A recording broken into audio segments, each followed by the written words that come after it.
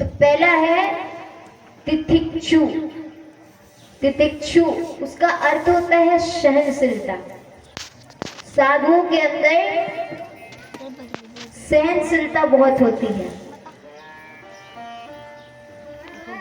वो सारे द्वंद्वों को सहन कर सकते हैं।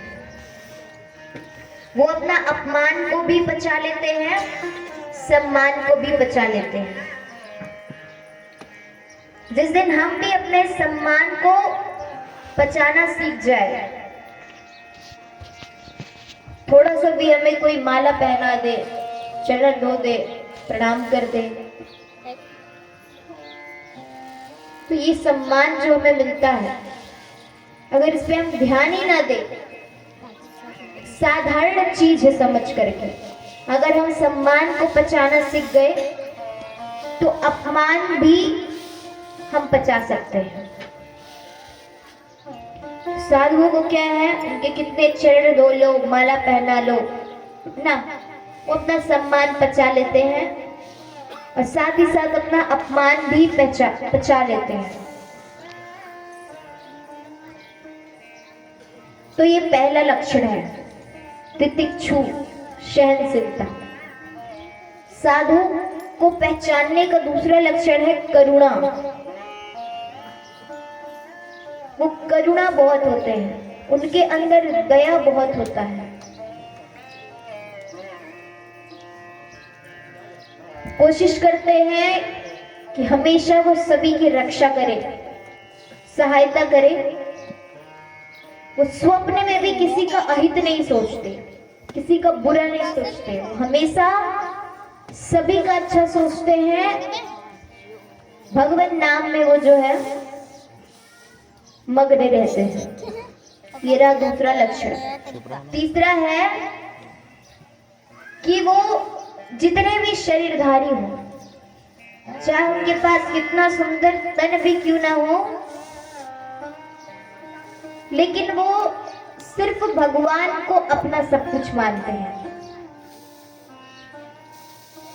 सब कुछ अपना सर्वस्व सिर्फ प्रभु को मानते हैं। वसुदेव कुंडकम।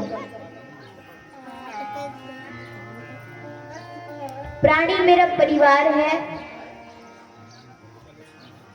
साथ ही साथ जितने भी प्राणी हैं वो हमेशा उनको परिवार की तरह मानते हैं, किसी को हानि नहीं पहुंचाते। ये तीसरा लक्षण है। चौथा है अजात शत्रु। अजात शत्रु का अर्थ होता है किसी को भी अपना शत्रु नहीं मानना, किसी को भी अपना शत्रु नहीं मानते।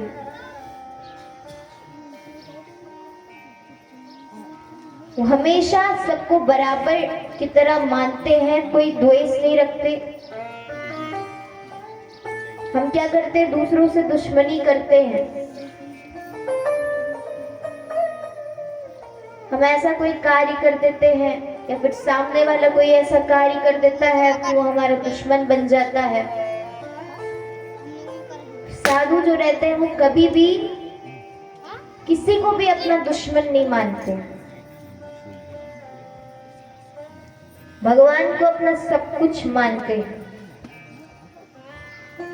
तो जो चार लक्षण हैं, इनसे हम पहचान सकते हैं कि असली साधु कौन सा है, डुप्लीकेट कौन सा है। चलिए आगे हम वामन भगवान की कथा में प्रवेश करते हैं। अब यहाँ पर जिस प्रकार मैंने आपको बताया कि देवासुर संग्राम होता है, और देवासुर संग्राम में फिर से जो राजा बलि है और जो दैत्य है, उनका राज इंद्रासन पर हो जाता है और स्वर्ग पर हो जाता है। इंद्रासन और स्वर्ग पर उनका फिर से राज्य हो जाता है। अब यहाँ पर जितने भी देवता हैं वो सभी जो है जाकर के अपने माता के पास जाते हैं।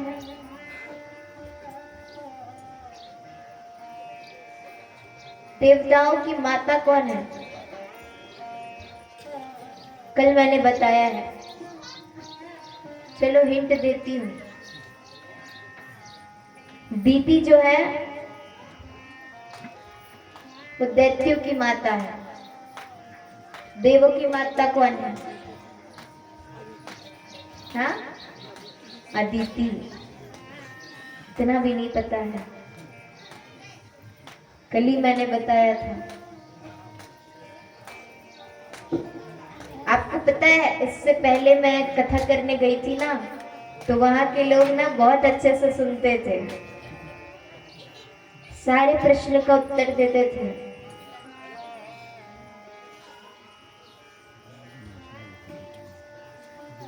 आप लोग नहीं देते। कुछ लोग हैं जो ध्यान से सुनते हैं, चेहरे से पता चल जाता है कौन ध्यान से सुन रहा है, कौन नहीं सुन रहा है, कौन नींद में है, कौन होश में है, सब दिख जाता है। आज तो किसी को नींद नहीं आ रही होगी ना, क्योंकि आज तो स्वयं भगवान आने वाले हैं। कृष्ण कन्हैया हमारे यहाँ आने वाले हैं, इसलिए सब उत्सुकता होंगे, इंतजार कर रहे हैं कब आएंगे, है ना, कब हम नृत्य करेंगे। उत्सव तो मनाया जाता है, लेकिन जो कथा रहती है वो भी थोड़ा महत्वपूर्ण रहती है ना। कथा को भी हमें बहुत अच्छे से सुनना चाहिए। कितने दिन बच गए?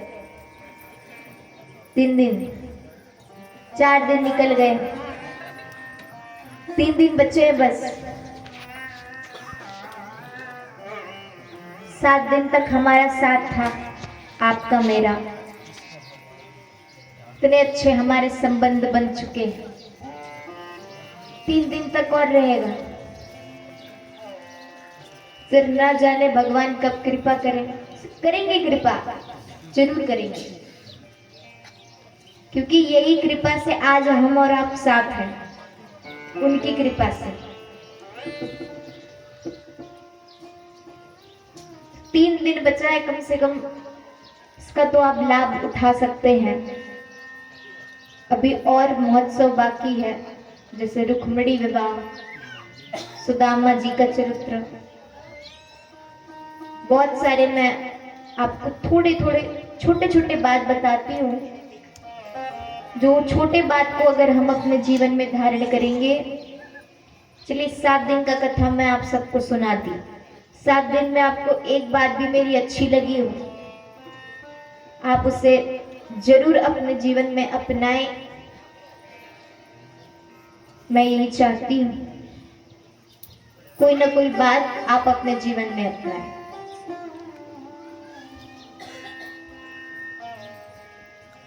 तो कथा आपको ध्यान से सुनना है। सिर्फ ये जो यजमान जी बैठे हैं ना, अरे आपकी तो दूर की बात है, यजमान जितने भी बैठे हैं ना, उनका भी ध्यान नहीं रहता कथा में,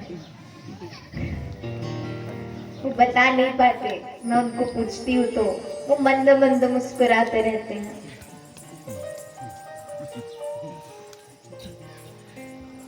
जब यजमान जी जितने भी हैं, आपका ही ध्यान नहीं रहेगा। मैं जो प्रश्न करती हूँ बता दीजिए करेंगे, मेरे को भी खुशी लगेगी ना कि मैं जो सुना रही हूँ कम से कम सुन तो रहे हैं लोग। और आप नहीं बताओगे तो मुझे क्या लगेगा, मैं सुना रही हूँ लेकिन कोई ध्यान ही नहीं दे रहा है। किसी का मन सब्जी बनाने में लगा है, कोई दरवाजा खोल के आया है उसमें लगा है। तो ध्यान को आपको एकाग्र करके यही रखना है, पटकारो झटकारो वाला काम नहीं करना है।